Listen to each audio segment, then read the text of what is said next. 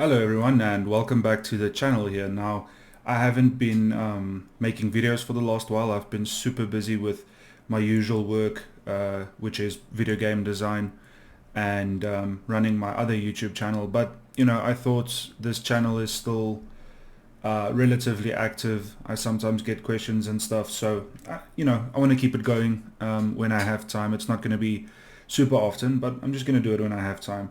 And today I thought I'm going to do something a little bit different. It is similar to what I've done recently, but this is now eBay instead of Amazon. And I also decided that I'm going to be doing the pricing in both USD and ZAR, which is Rand, which is the South African currency. And that's because I have a lot of South African people watching me. Well, not a lot, but a few. And I am South African, so why not? Now, this pricing does not include shipping.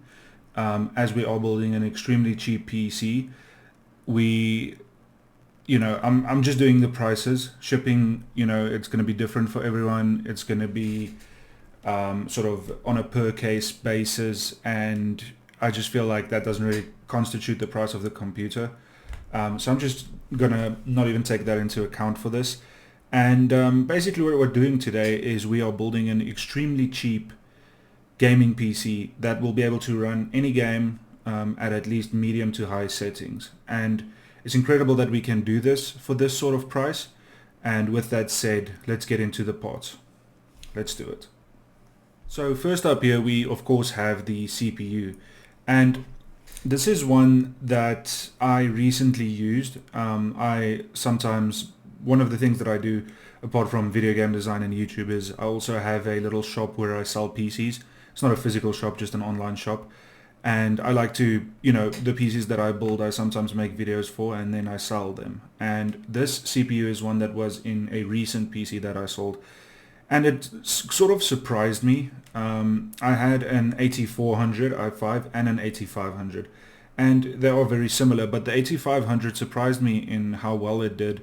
I sort of, sometimes when I sell PCs and they don't sell straight away, I will use them by my 4K TV. I don't game on 4K, but I'll use them there just as sort of a gaming PC so that I can play like Devil May Cry or FIFA or whatever in the front of the house. So I would do that, and this was one that I did recently. Right now I have a 3700X AMD CPU, which is a lot stronger, but that's neither here nor there. This one actually surprised me in how well it did because I played a bunch of games, sort of did the whole benchmark suite that I always do, and it really did well. So when it comes to HD gaming, this CPU really is all you need in terms of the low end of 6-core CPUs, because this is an older CPU now. I don't know when this came out, but it must be like nearing 7 or 8 years now. So with that said, that's why I chose this one. It does have 6 cores. I don't know how many threads it has, but for my purposes it did quite well. Let's see if we can suss it out here. No, it just says the cores. So it's a 6-core CPU, probably 6 threads, maybe 12, I'm not sure, but yeah, it did really well for what I used it for. And it is on the LGA 1151 platform, and so I've gone with this motherboard. It's kind of difficult to find a motherboard for this. I've never used eBay, but it seems like it's like a second-hand marketplace. Maybe it's not just that, I'm not sure, but there seems to be like a lot of bulk sellers and ex-miners and stuff. So this is sort of like a small form factor motherboard, and I've used this specific one. It's not bad. It's very basic, but this is a basic gaming system. This is the sort of stuff that I get excited about, to be honest, is like these basic gaming systems that people can actually afford, and that can actually play games. Like, doesn't matter the game, you can play it.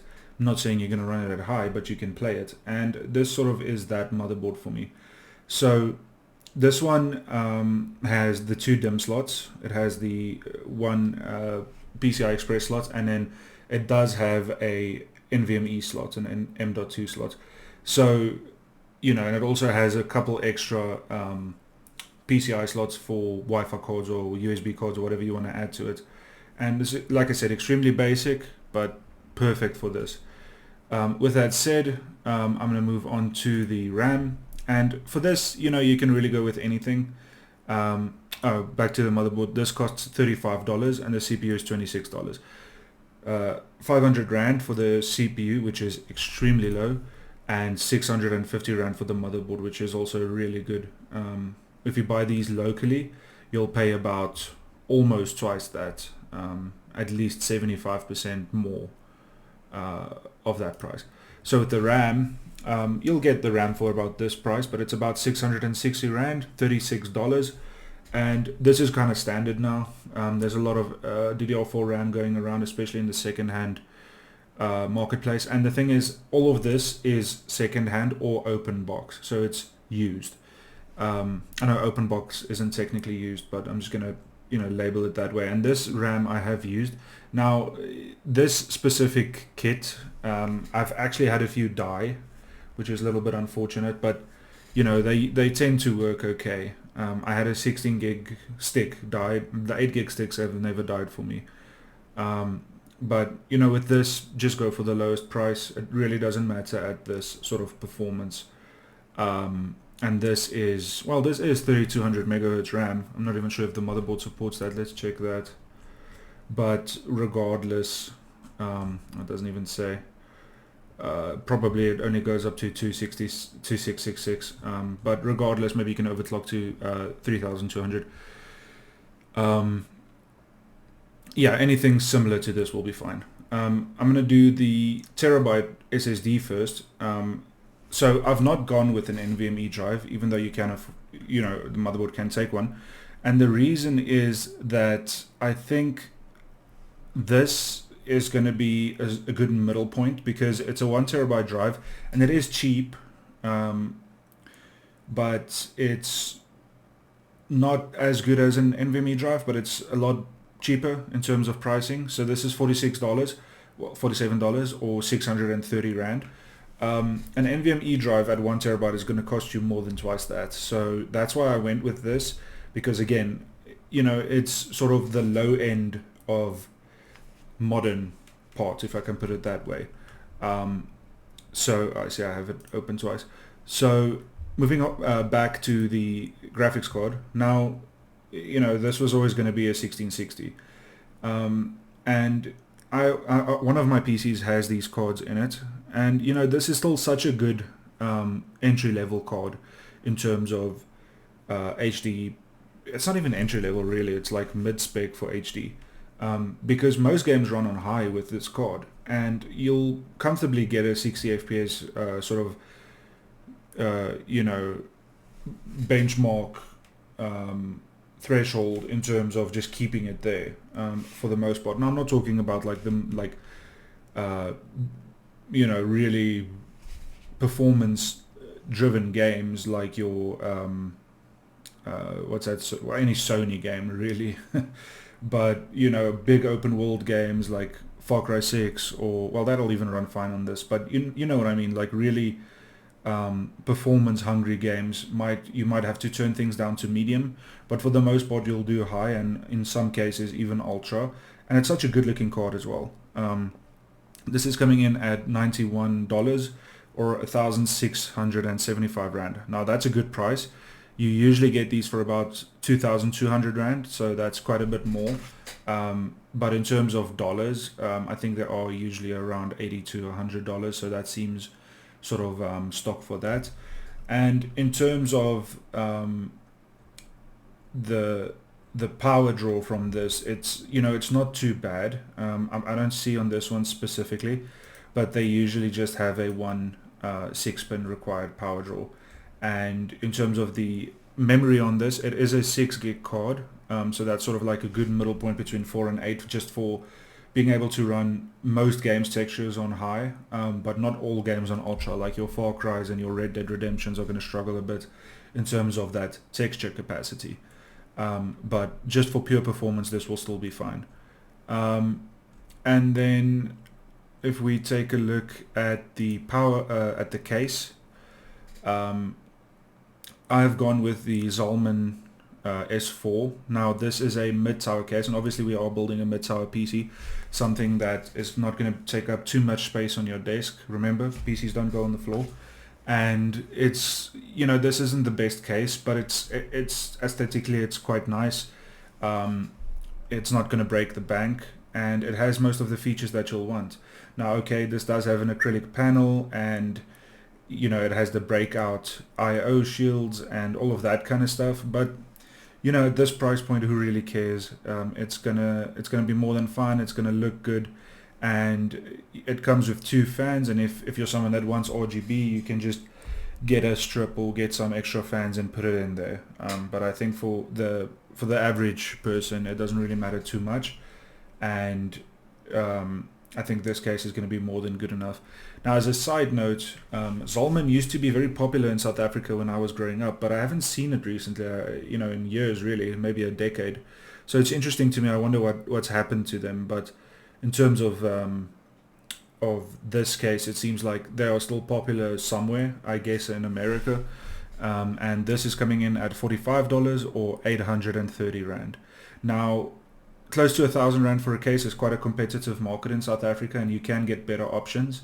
But in terms of something that's, a good price on eBay and in South Africa, I think this is a good middle point. But, these days with cases, there's so many options. You can kind of just choose what works for you. There's like a threshold of like an extra 200 Rand up and down, like $15. But what I mean is, like, for $60 you can get an amazing case. For $30 you'll get a piece of crap. So you really just have to decide what you want out of a case. But this is sort of just take it as an example, because it really doesn't matter too much. Finally, we get to the power supply. Now this again is kind of like, there's a lot of options these days for power supplies, and it wasn't that way when I was growing up. They were really just a handful. But this one is a 750 watt unit, but it's from Evo Labs, which I've never heard of. So it's probably not the best in terms of, just pure quality. But I think it's probably fine, because the components don't have a big power draw, and you really don't need something exceptional to handle these kinds of components. Now, I'm not saying you should get a cheap power supply, but I do think that it would be okay.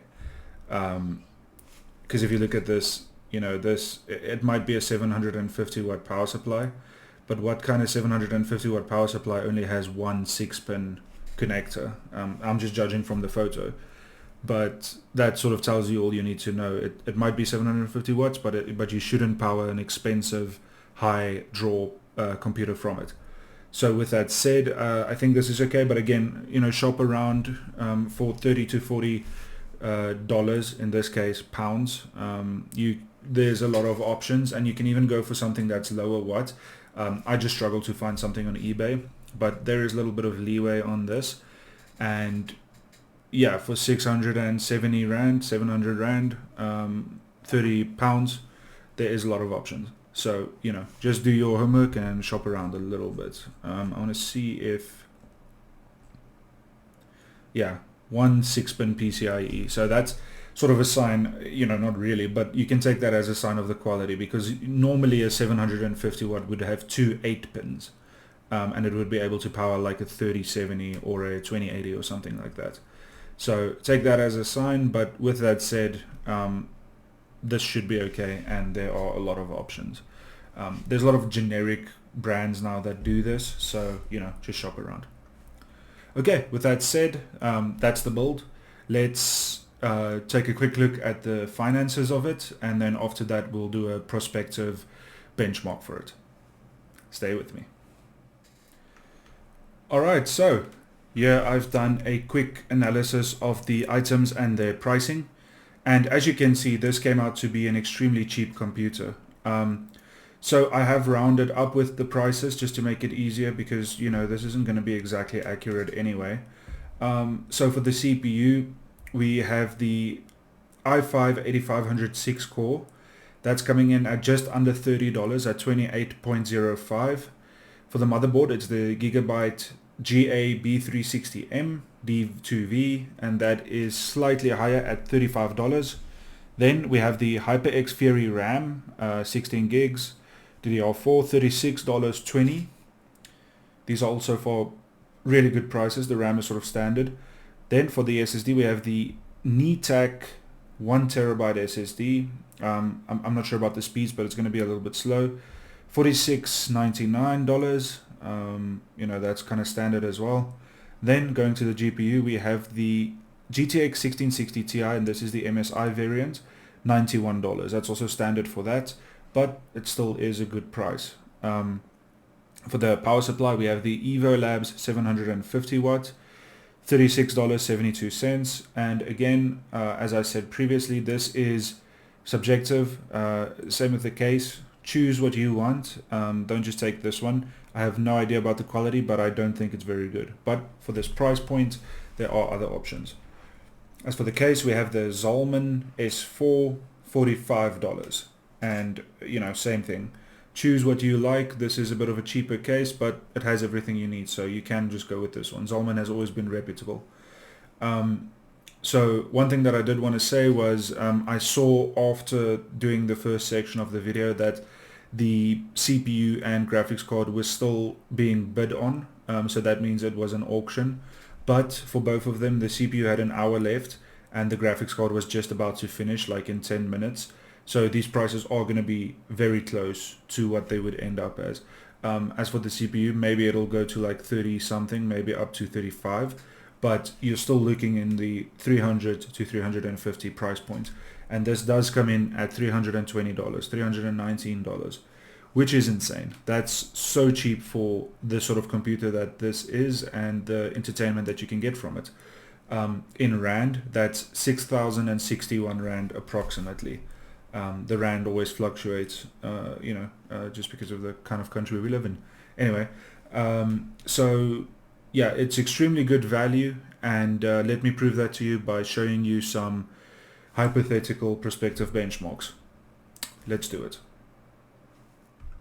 Okay, so as always, I've taken shots from YouTube from people that have the same build, and so it's the 8500 i5 and the 1660 Ti. This one is the Super, but 6016 Ti Super, it's similar. The Ti will do a little bit better, and the same amount of RAM, similar speeds. So Valorant was never going to be a challenge for this PC, and it does do about 250 FPS. And this is just a random screenshot that I took from the video.